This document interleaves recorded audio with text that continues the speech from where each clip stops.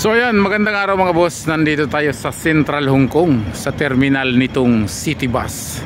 At itong terminal ng City Bus ay malapit dito sa famous tower na IFC Tower. Ayan, yung kitang kita na napakataas.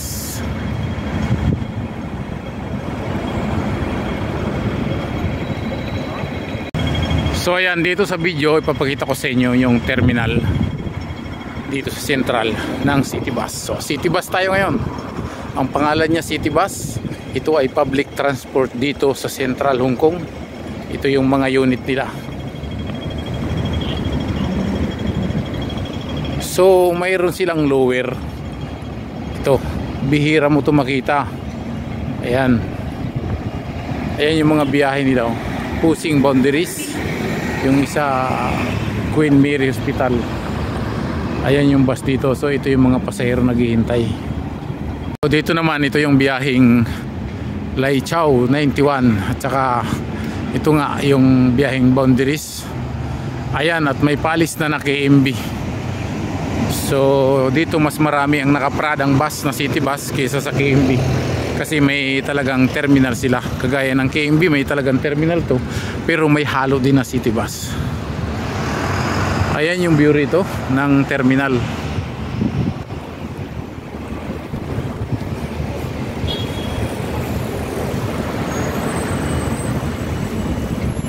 So ayan, napakaganda ng terminal nila dito. Kahit medyo maliit lang.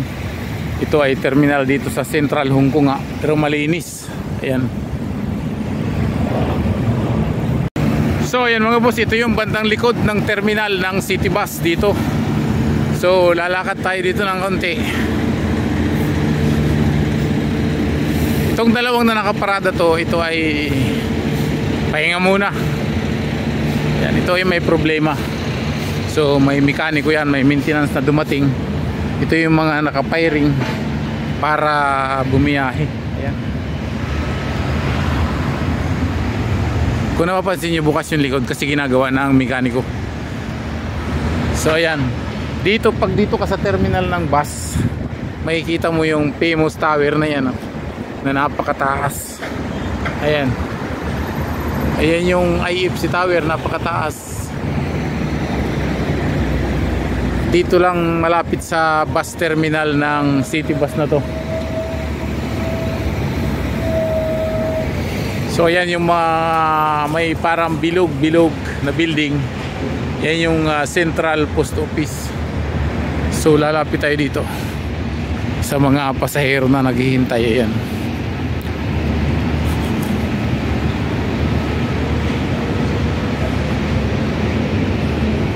So ang City Bus ay maraming kulay din, kagaya din ng KMB. So different color.